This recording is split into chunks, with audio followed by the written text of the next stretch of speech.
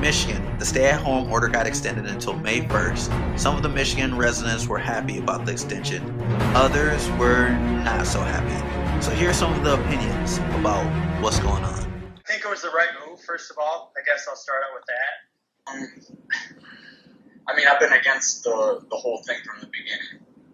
Yeah, I support Governor Whitmer. I think she's making, great decisions for us as a good of the whole. It's because she's trying to keep us safe, and I appreciate that wholly. There's no rhyme or reason to it, and none of the reasons that she's given make any sense. We don't want you running out to the store for plants because then you need more gas, you touch things, blah, blah, blah. But it's okay if you need Lotto. Then you can run out to the store and stand 2 feet behind the next guy who's trying to get Lotto. So, qualified answer, it may have made sense, but not the way she's implemented it. She's doing things the opposite of what she should be doing. She's treating us all like we should stay at home and don't go to your families, don't touch your wife, don't touch your girlfriends and all. I think this is something to be taken seriously. I think the lockdown is important right now just to prevent transmission, to prevent the spread, and to prevent overwhelming the hospital systems. Look into the question then. If the question is it time to extend the quarantine, you have to ask yourself, are our hospitals overrun? Because that is why they were enacted, right? It's a simple math formula. Wayne County is the hardest hit county in Michigan. 3 counties in Michigan, most people don't know this, 3 counties in Michigan make up 88% of the cases, Wayne County being the highest. With that being said, the Beaumont Wayne Hospital dedicated to COVID closed a week ago. They are not even treating people. It's closed. They don't have enough cases. Don't take my word for this. Ask yourself why, in a time when we are social distancing, to flatten the curve, are our hospitals laying off hundreds of workers or closing their doors? Work for a lot of people, it takes out their jobs, and that's tough, and I feel for that. But I think you got to take care of the public health first. So When you force half of the people to do something that they don't want to do, the other half is going to be mad. Okay. So the whole social distancing thing, I get. Now, let me just be clear here that my wife and my daughter both have asthma. Okay, so since this is a respiratory virus, they're both high risk. Okay, Because the thing you don't want to happen is everybody have it, and there's a certain amount of beds in these hospitals, and then you're going to have to decide, I'm sure you've heard, who's going to live, who's not going to live, who's going to get the vent, who's not going to get the vent. Sweden enacted no lockdowns other than they left their bars open, malls open. You can do whatever you want. Sweden's wide open. They were like, hey, you know what? Maybe don't congregate in super tight groups over 50. But they've left their country wide open. They have about 10 million population. Michigan has about 10 million population. Sweden is a few weeks from achieving herd immunity, meaning the virus has gone through their population to the point where it's no longer effective. They have less deaths than Michigan, which has locked down. No type of win for her at all. Period.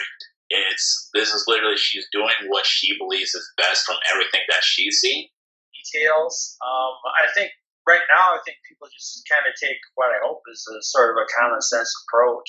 The safety and fear in some people, for me, doesn't warrant everybody else to lose their personal freedom. The thing is this: once you see people keep dropping like flies, and you don't realize what the hell is going on once again, people are putting themselves at risk. You're not realizing what people are going through. Just because you don't have the symptoms don't mean you don't have the virus. What testing does is it picks up all of the cases of people that were infected, that the disease did infect, that did not need to seek hospitalization, that did not need to go in because they were not severe, that maybe didn't even have symptoms, that, asymptomatic, for the people that when they hear that word and they don't know what that means. That means you were infected, but you show 0 symptoms. So antibody testing is the answer.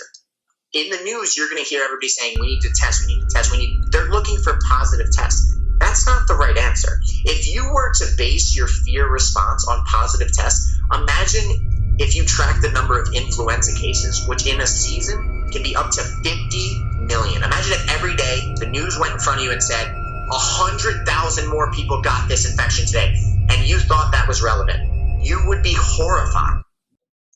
Overcrowding the hospitals, of everything that's going on. I mean, I would hope people could just remove the politics from that and just say, this is real stuff that's going on. Like, regardless of what you think about the governor or the president or anybody else, it puts her in a tough spot. I mean, but that doesn't mean that you have to be quarantined to your house.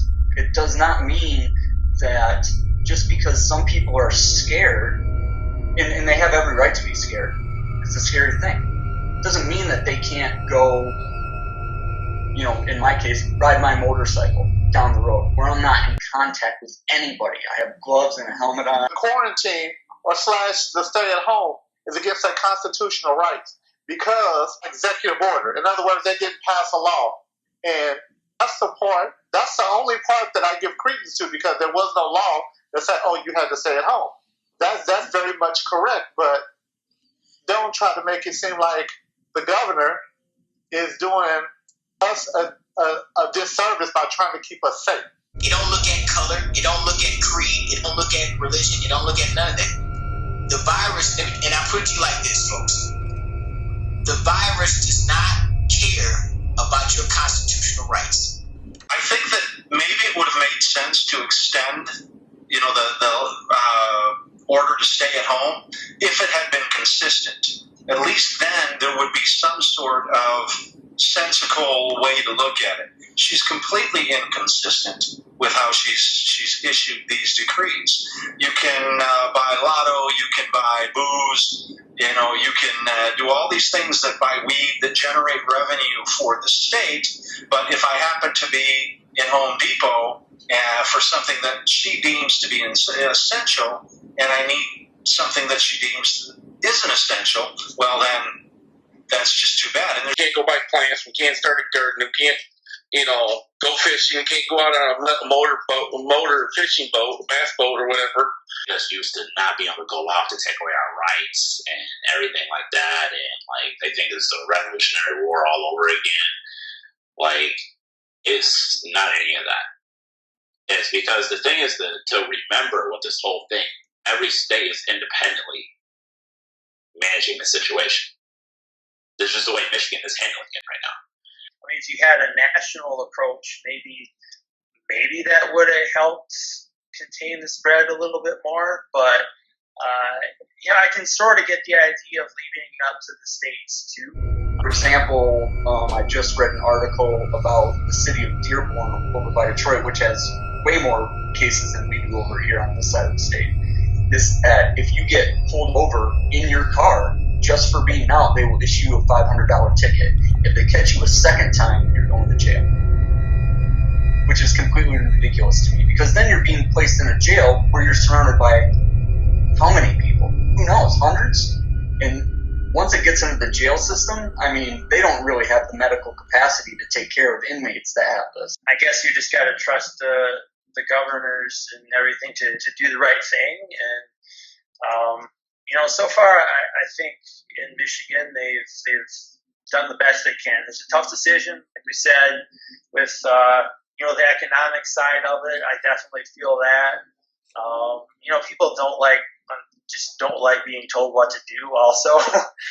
The governor has completely overreached.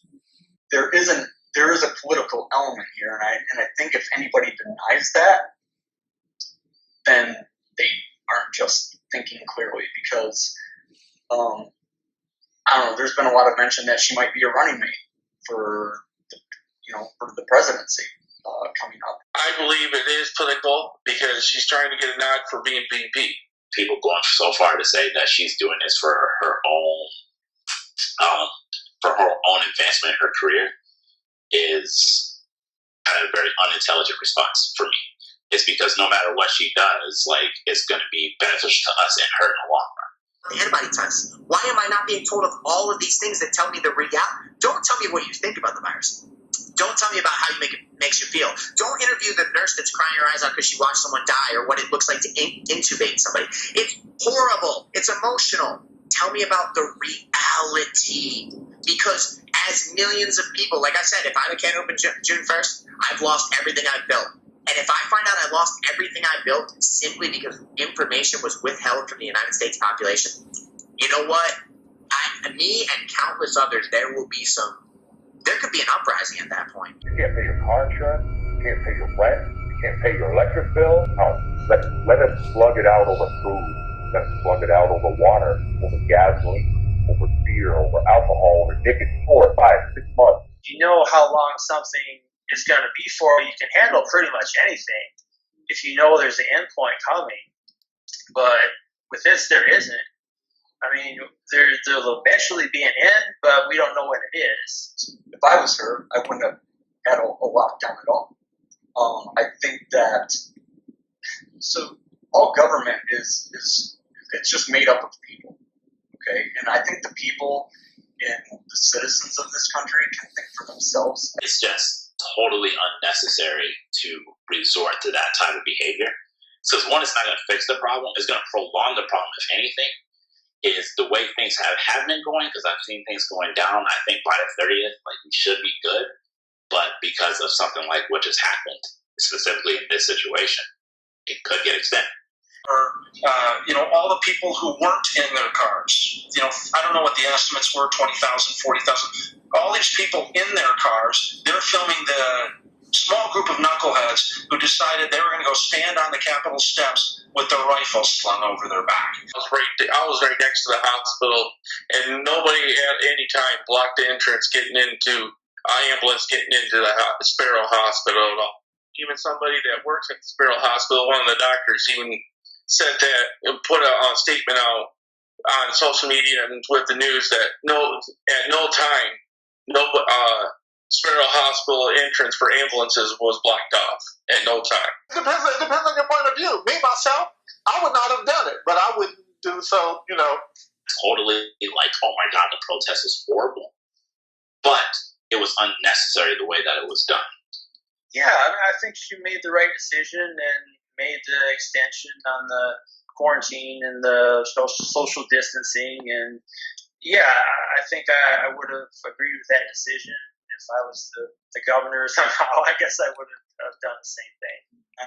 Or some people who have a cabin up north can't drive up to their cabin and hunker down for a couple weeks and then come back if they want to. A lot of trucks and trailers. Them trailers are full of people who are downstate taking their most valued possessions and coming up north to either their family's house or their vacation house. And the Detroit Metro is packed with people who own houses up this way. Paris, and it started with one person, okay, and it spread throughout the entire world.